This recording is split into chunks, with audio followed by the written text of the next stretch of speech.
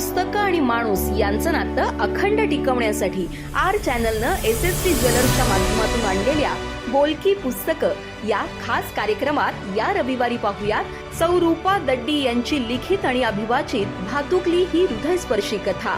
पाहायला विसरू नका. आर चॅनल, सर्वांच्या घराघरात, प्रत्येकाच्या मनामनात. नमस्कार. आर चॅनलच्या बोलकी पुस्तके या कार्यक्रमामध्ये मी सौ रूपा दड्डी सर्वांचे हार्दिक स्वागत करते. आज मी तुमच्यासाठी एक नवीन कथा घेऊन आलेली आहे. पण तत्पूर्वी पुस्तक परिचय या सदरामध्ये आज आपण एका नवीन पुस्तकाचा परिचय करून घेणार आहोत. स्नेहल प्रकाशनचे कैवल्य लेणं या लीला गोळे लिखित पुस्तकाची आज आपण ओळख करून घेणार आहोत. हे पुस्तक आद्य शंकराचार्यांचा जीवन प्रवास उलगडून दाखवणारे आहे. दक्षिणेतील कालाटी या ठिकाणी शंकराचार्यांचा जन्म झाला. पूर्णा नदीच्या काठी असणारे हे छोटेसे गाव.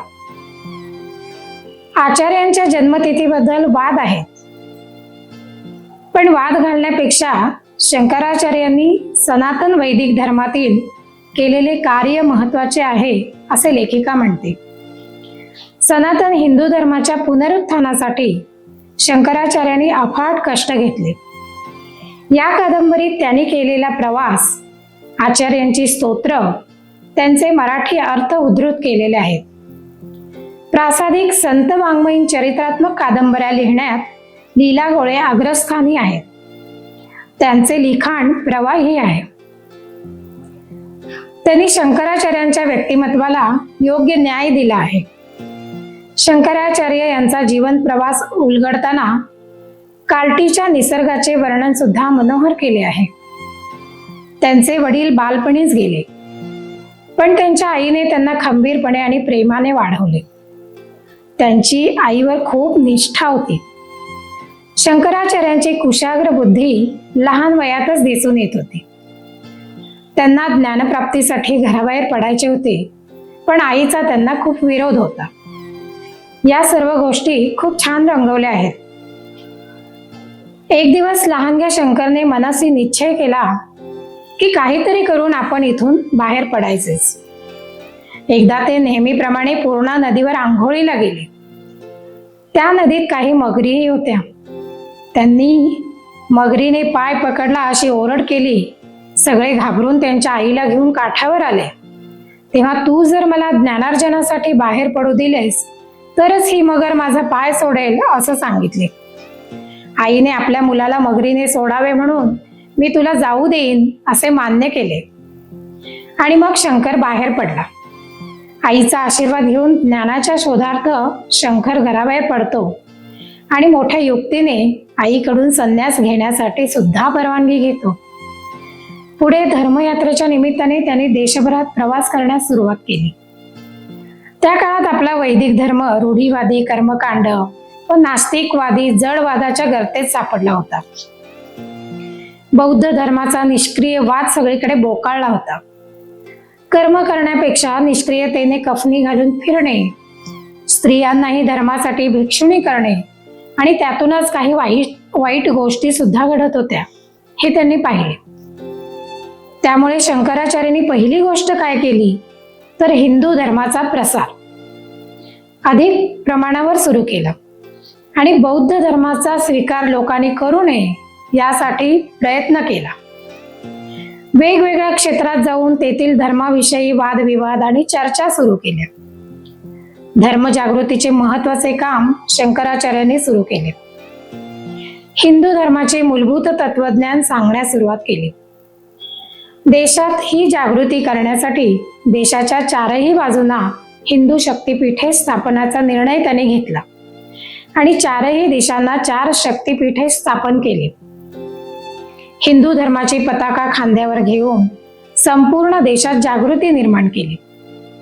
या प्रत्येक ठिकाणी मठपती नेमले व मठपतींनी कसे वागावे याबाबत आचारसंहिता केली. या मठपतींच्या हाताखाली काही स्थानिक लोकांची नेमणूक केली, ज्यायोगे तेथील काम अधिक चांगले होईल. त्यामुळे हिंदू धर्माचा लौकिक दूरवर पसरण्यास मदत झाली. लेखिकेने हा सर्व तपशील या कादंबरीत खूप छान प्रकाराने ओघवत्या भाषेत सांगितला आहे. शंकराचार्यांचे आईवर अपरंपार प्रेम होते. त्यांनी तिला शब्द दिला होता की तुझ्या अखेरच्या क्षणी मी नक्की परत येईन. त्याप्रमाणे आश्चर्यकारकरित्या ते परत आले. शंकराचार्यांचे हिंदू धर्मासाठी केलेले कार्य अफाट आहे. त्यांनी अनेक स्तोत्रे लिहिली, श्लोक लिहिले, ज्ञान कर्माने भक्तीचा समन्वय साधला. भारतीय संस्कृतीचे पुनरुज्जीवन करण्याचे श्रेय शंकराचार्यांकडेच जाते. आपले जीवन कार्य संपल्यावर हे कैवल्याचे लेणे कैवल्याशी एकरूप झाले. या कादंबरीची भाषा फार ओघवती आणि प्रासादिक आहे. कादंबरी खूप छान आणि शंकराचार्यांबद्दल नवीन माहिती देणारी आहे. यानंतर आपण वळूयात आजच्या कथेकडं. कथेचं शीर्षक आहे भातुकली. ही कथा स्वलिखित आहे. जून महिन्यातील सकाळ. वातावरणात एक प्रकारचा कुंदपणा भरून राहिला होता. सकाळपासून घरात कामाची नुसती धांदल उडाली होती. आज वटपौर्णिमा होती आणि विवाहित स्त्रीच्या जीवनात या दिवसाला अनन्यसाधारण महत्व आहे. मी देखील कामाच्या गडबडीत होते. कपडे वाळत घालायला गॅलरीत गेले तर शेजारच्या घरातील 8 वर्षाची राणी मुसमुसत रडताना दिसली. राणी, का रडतेस? मी वरूनच तिला विचारलं. तिने पालथ्या हातानं नाकाचा शेंडा पुसला आणि म्हणाली, काकी बघा ना, राजूने माझा सगळा खेळ मोडला आणि मला मारून निघून गेला. आणि ती परत रडायला लागली. मी तिच्या शेजारी बघितलं तर छोटी छोटी खेळणी, भांडी, बोळकी घेऊन ती भातुकलीचा खेळ खेळत होती आणि राजू मध्येच भांडून निघून गेला होता. आपल्या घराच्या खिडकीतून तिच्याकडे बघून तो तोंड वेंगाडत हसत होता. मी राणीची समजूत घातली आणि रिकामी बादली घेऊन आत वळले आणि गतस्मृतीत हरवले. मी 7-8 वर्षाची असेल आणि रणजित माझ्यापेक्षा थोडा मोठा होता. आमच्या गावी आमच्या मोठ्या वाड्यात 6 बिराडं भाड्यानं राहत होती. गाव लहान असलं तरी बऱ्यापैकी सुधारलेलं होतं. बाहेर गावून सगळी बिराडं आलेली होती. पण त्यापैकी रणजितच्या आई वडिलांशी आमच्या कुटुंबियांचा चांगलाच घरोबा झाला होता. त्यामुळे आमची दोघांची देखील छान मैत्री झाली होती. मी देखील अशीच भातुकली मांडायची. आईकडून गूळ शेंगदाणे आणून त्याचे लाडू वळायचे, चिरमुऱ्याचा भात करायचा, असा सगळा थाट असायचा. रणजित वयाच्या मानाने दांडगोबाच होता. तो स्वतः काहीच आणायचा नाही, मात्र मी आणलेलं भराभर पस्त करायचा. मग मी त्याला हावरट म्हणून चिडवायची आणि मग तो चिडून सगळा डाव विस्कटायचा. पण त्याने मला मारलेलं कधी आठवत नाही, पण काही बाई चिडवायचा. तो त्याच्या घराच्या लक्ष्मण रेषेत आणि मी माझ्या घराच्या सुरक्षा रेषेत राहून शाब्दिक चकमक मात्र भरपूर व्हायची. अशीच अबोल्यात एखाद दुपार किंवा संध्याकाळ जायची, पण बोलायला मात्र नेहमी तोच पहिल्यांदा यायचा.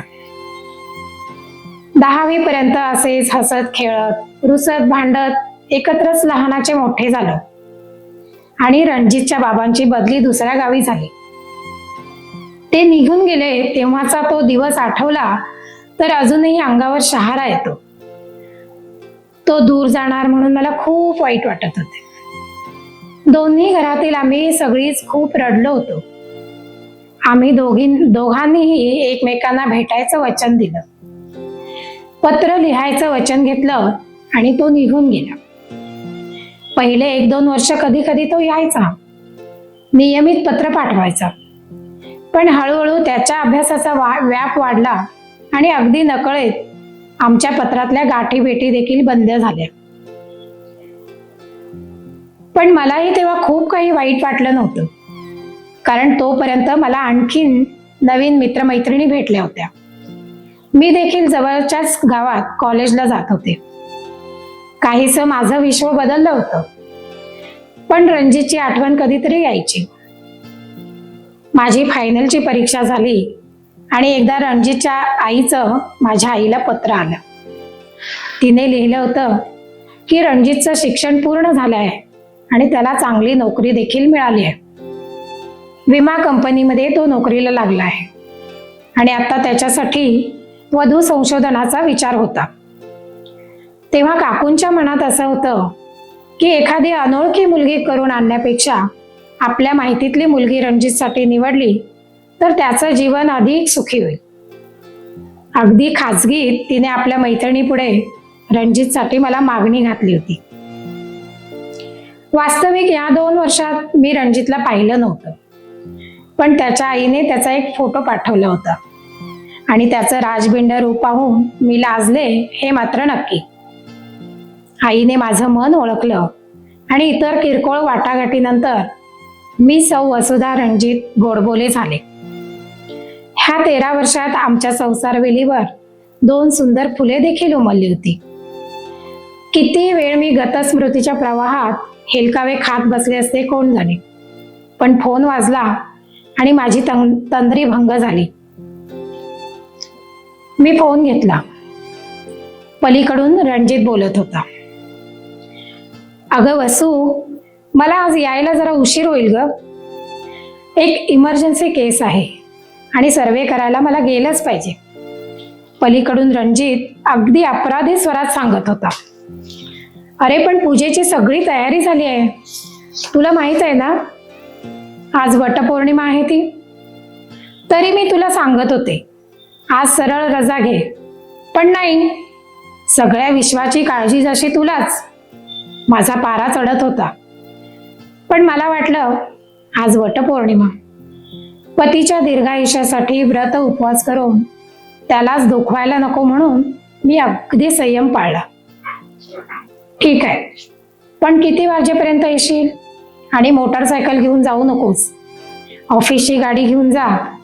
येताना अंधार होईल आणि पावसाचाही नेम नाही, शिवाय घाट आहे. ठीक आहे, लवकर यायचा प्रयत्न करतो. तू काळजी करू नकोस. रागावलीस? तो माझी समजूत घालायचा प्रयत्न करत होता. बरं, आल्यावर राग काढेन बरं का राणी सरकारांचा. मुलांकडे लक्ष दे, असं म्हणून त्याने फोन ठेवला. मी विचार करत बसले. याचं हे नेहमीच. नेमकं ज्या दिवशी तो लवकर यायचं प्रॉमिस करायचा त्या दिवशी अचानक काहीतरी केसेससाठी त्याला वेळच व्हायचा. विमाधारकांचा अचानक मृत्यू झाल्यास किंवा कोणत्याही अपघाताची पूर्ण चौकशी करून कंपनीला रिपोर्ट द्यायचा ही त्याची ड्युटी. त्यामुळे वेळी अवेळी त्याला कुठेही अपघातस्थळी जावं लागे. पण तो परत येईपर्यंत माझा जीव उगीच टांगलेला राहायचा. लहानपणापासून भूत आत्मा असे संस्कार मनावर झालेले ते विज्ञान शाखेची पदवीधर होऊन सुद्धा देखील पुसून जात नव्हते. उगीच मन काळजी करत राहायचं. त्याला हे सारं सांगून देखील पटायचं नाही. तो मुळातच धाडसी होता आणि त्याच्या स्वभावाला साजेशीच नोकरी त्याला मिळाली होती. तो मला नेहमी विचारायचा, अपघातात मरण पावलेल्या एखाद्या प्रेताच्या आत्म्याने त्याची चिरफाड करणाऱ्या डॉक्टराचा गळा दाबला. अशा बातम्या आपल्याला ऐकायला मिळाल्या नसत्या का वसू? यावर मी निरुत्तर होत असे. पण अतृत्म आत्मा वगैरे विचार माझ्या डोक्यातून काही जात नसत आणि ते मी त्याला पटवूनही देऊ शकत नव्हते. आज 14 वर्षे तोही नोकरी करत होता. तो अपघात स्थळी गेला की मी काळजी करायचे. तो सुखरूप परत आला की स्वतःच्या वेड्या मनाला हसून मी सुखावून जात असे. पण पुढच्या वेळी तो गेला की परत येरे माझ्या मागल्या. मन चिंती ते वैरीनं चिंती म्हणतात हेच खरं. मधल्या खोलीत सगळा वटपौर्णिमेच्या पूजेचा पसारा मांडलेला होता. रणजितच्या अनुपस्थितीत ही पहिलीच वटपौर्णिमा होती. पण तो वेळेत येऊ शकणार नाही म्हणून नाईलाजाने पूजा पार पाडली. पण का कोण जाणे, मन जरा बेचैनच होतं. हळदी कुंकवाला येणाऱ्या बायकांच्या गोंधळात दिवस कसाबसा संपला. मुलंही दमली होती. त्यांना जीव घातलं आणि ती लवकरच झोपी गेली.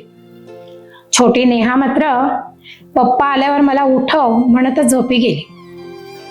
अंगावरची भरजरी साडी आणि सारा शृंगार उतरायला मनच होईना. ज्याच्यासाठी सजायचं त्यानंच पाहिलं नाही तर त्या शृंगाराचं चीज कसं होईल असं वाटू लागलं. असेही 9:30 वाजले होते. रणजित एवढ्यात येईलच म्हणून उत्साहाने त्याची वाट बघत तशीच टीव्ही समोर बसून राहिले आणि कल्पना करू लागले तो आल्यावर यावेळी मला अशी सजलेले पाहून त्याचा सारा शीण निघून जाईल. तो किती खुश होईल आणि आल्या आल्या मला मिठीत घेईल, माझं कौतुक करेल. त्याला आपली बायको नेहमी व्यवस्थित असावी असं वाटायचं. मलाही नीटनेटकं राहायला आवडायचं. तो एखाद्या नवीन गोष्टीचं कौतुक केल्याशिवाय राहायचा नाही. सतत काहीतरी नवीन आणायचा आणि मला वापरायला लावायचा. त्याला असं वाटायचं की मला कोणताही पोशाख कोणताही मेकअप खुलून दिसतो. त्याची कौतुकाने खूप प्रशंसा करायचा. त्याच्या ह्या रसिकतेमुळे आमच्या संसारातील नाविन्य टिकून होतं हे मात्र मान्यच करावे लागेल.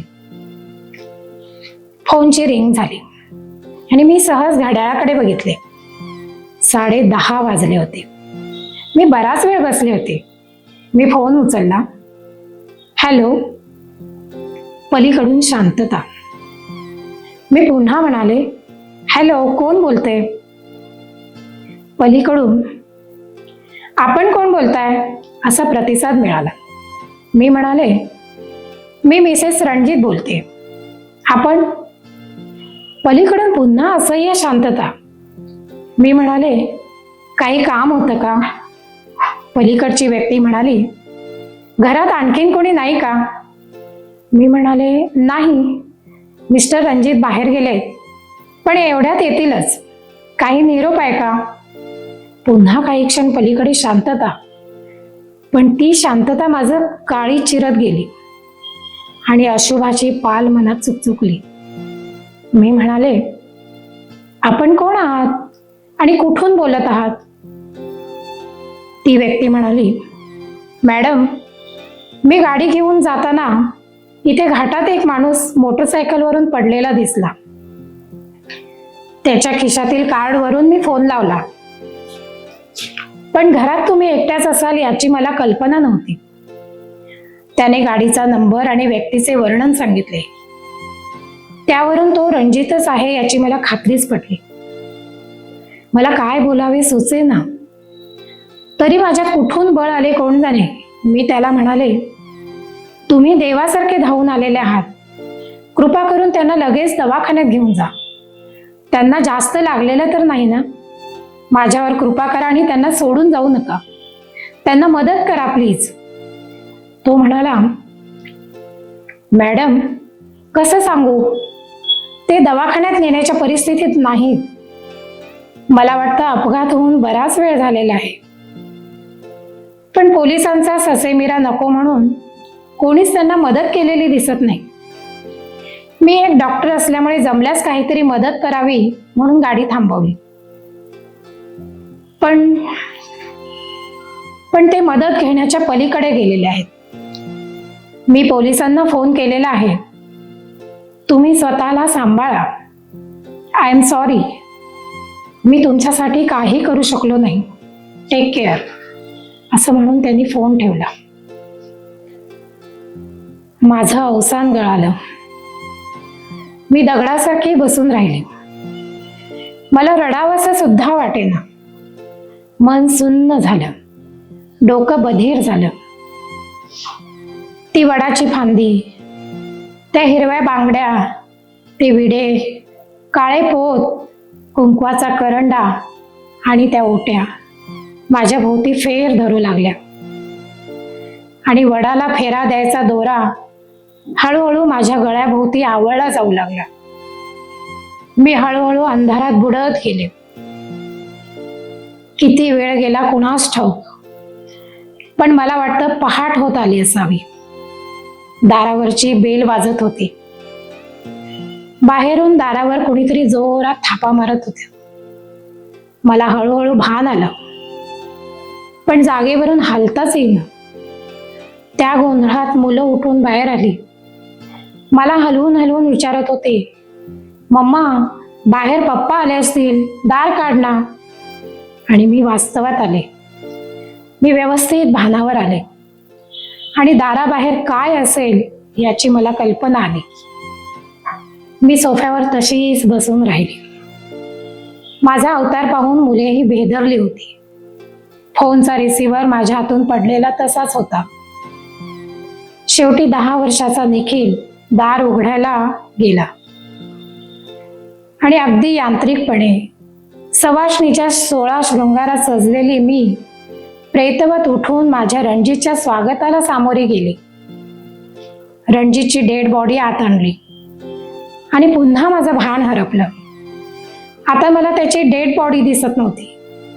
मला दिसत होता आज सकाळीच बघितलेला उधळलेला भातुकलीचा डाव, रणजितनं लहानपणी माझा मोडलेला डाव. मला वटसावित्रीची पूजा दिसत होती. सत्यवान सावित्रीची कथा आठवत होती. त्या कथेतला यम कुठं आहे? कशी जाऊ मी त्याच्या मागे? मला कोणीतरी त्याच्याकडे न्या हो. सकाळीच भटजींनी आशीर्वाद दिला होता, अखंड सौभाग्यवती भव, जन्म सावित्री हो. कशी हो मी सावित्री?